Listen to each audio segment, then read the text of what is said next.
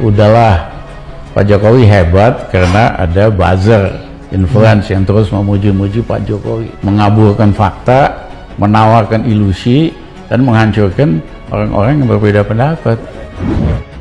Dari petua Profesor Said Tapi, turunkan pemimpinnya, negeri ini pasti selamat.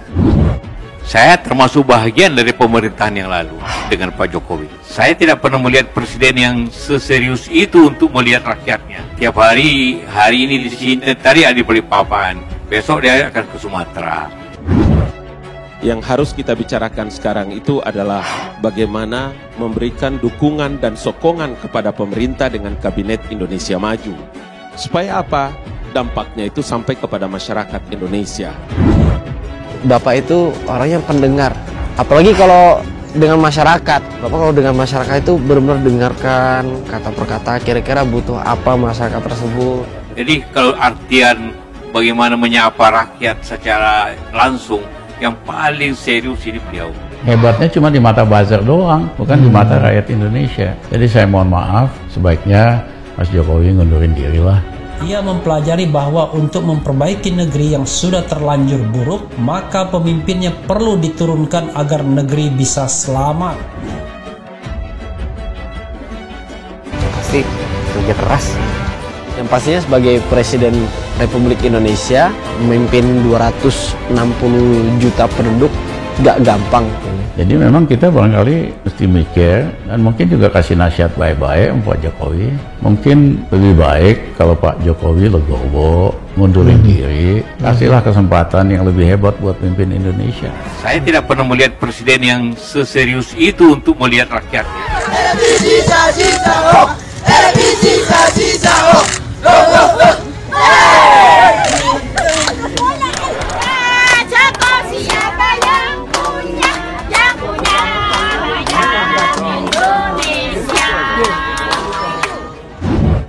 Sebuah kenyataan bahwa ketika media sosial begitu marak di tengah-tengah masyarakat, maka tanggung jawab kita juga harus mengajarkan bahwa semua informasi itu kan harus bisa dipertanggungjawabkan. Betul.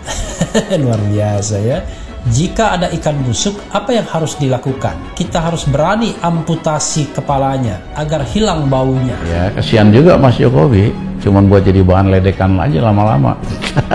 Kasihan, lebih bagus mundur baik-baik, dengan hormat, kasih kesempatan yang lebih mampu buat kelola Indonesia, menyelesaikan masalah-masalah ini.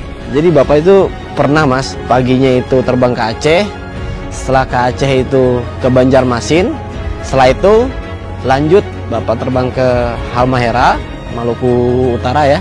Setelah itu lanjut lagi ke Papua untuk melihat perkembangan jalan Trans Papua.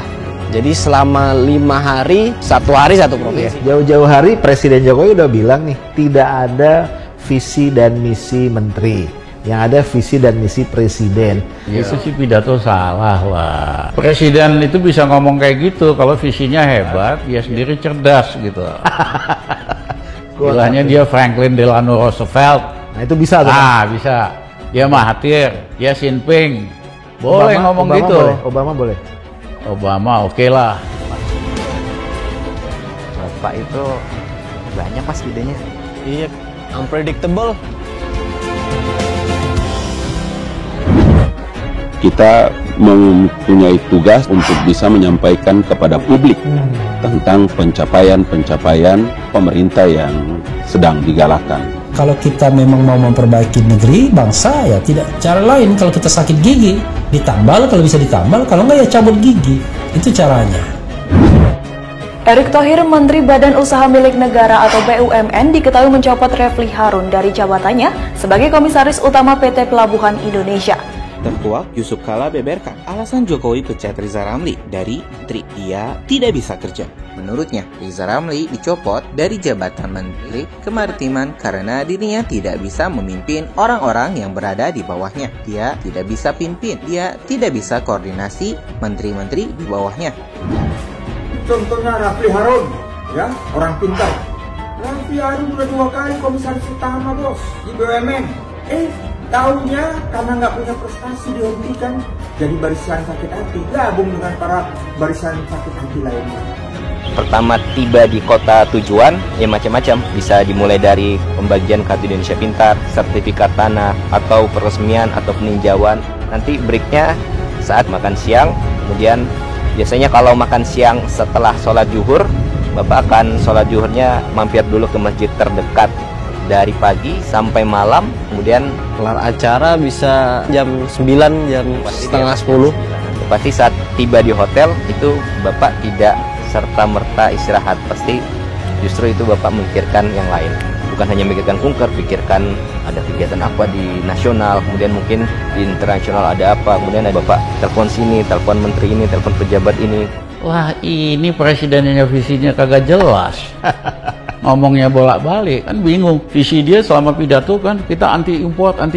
Pelaksanaannya sebaliknya. 1 juta ton beras. 1 juta ton beras. Jadi visi yang mana ngikutin presiden? Kacau. Oke. Tapi kenapa kok kita masih saja impor bahan pangan, malah juga impor bahan pokok seperti beras dari Vietnam? Ini sama seperti nasihat Giring Ganesa agar negara ini jangan dipimpin oleh pembohong. Karena kalau negeri ini dipimpin oleh pembohong, ya bisa rusak. Keheranan itu terjawab ketika saya sudah mulai mengerti apa yang terjadi. Seringkali kita mengalami musim kemarau. Sekalinya hujan, banjir. Akhirnya ya kita harus selalu impor untuk berjaga-jaga. Seandainya situasi kemarau atau banjir terjadi, maka ketika berkuasa, Jokowi menancapkan visi bahwa dia harus membangun ratusan bendungan raksasa di seluruh Indonesia supaya ketahanan pangan kita terjaga. Banyak bendungan raksasa yang sudah dibangunnya dalam masa periode pemerintahannya. Dengan itu, staf khusus Menteri BUMN Arya Sinulinga mengatakan bahwa pergantian tersebut dilakukan dengan tujuan adanya refreshing di sana. Belajarlah menunjuk hidung sendiri sebelum menunjuk hidung orang lain. Jadi Sobat Era sekalian, itu adalah sebuah nasihat yang berlaku sampai kapanpun, ya.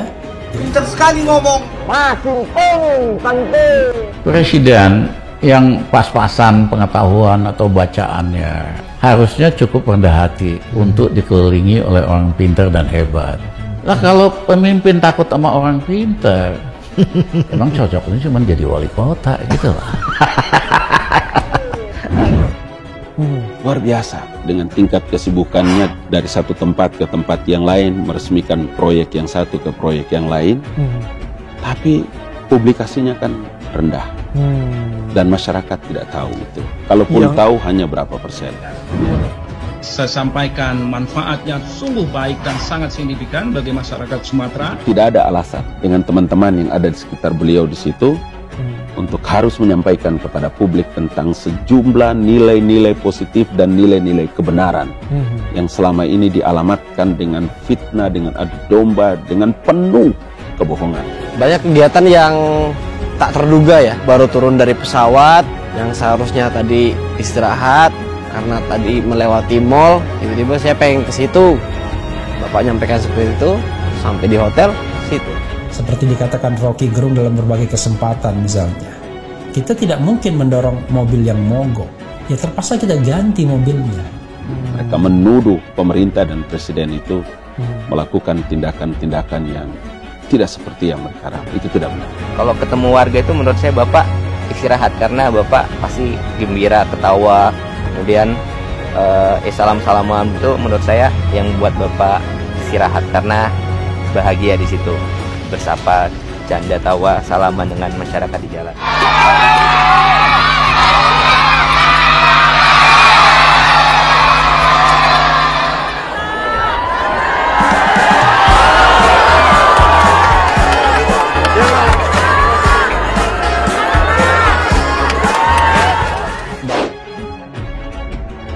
Saya Teddy Indra Wijaya, pangkat Letnan 1.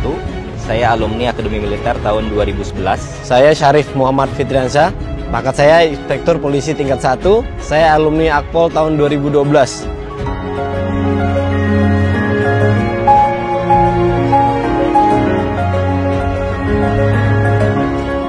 Kami diseleksi dari masing-masing angkatan, darat, laut, udara, polisi. Kemudian saya terpilih mewakili TNI. Kemudian Syarif yang dari kepolisian. Gak ada sama sekali Mas, tidak terpikirkan. Mimpi aja tidak pernah.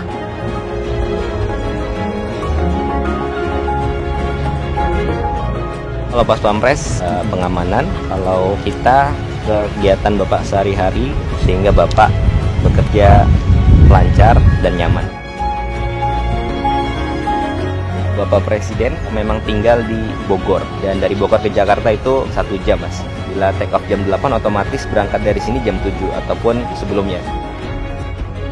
Jadi kalau kunker Bapak tidak hanya di satu kota, satu provinsi. Bagi rakyat kecil, rakyat yang sudah jauh datang mungkin 3 kilo, 5 kilo, mereka minta foto dengan Presiden, kita fotokan. Lalu nanti Bapak ngecek, fotonya jelek, fotonya ngeblur, balikin lagi HP-nya ke saya fotoin lagi sampai fotonya bagus. Lalu Bapak ucapkan, nih, terima nih fotonya, bagus, kata Bapak. Itu rakyat dah senangnya udah luar biasa. Menurut saya itu hal yang kecil tapi luar biasa.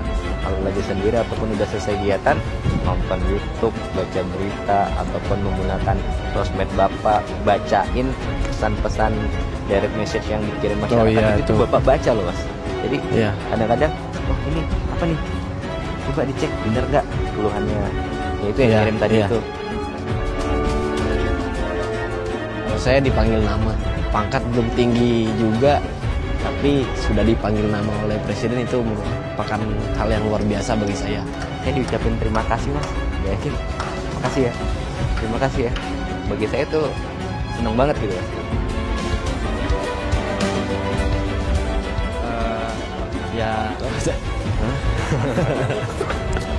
Makasih ya Mas.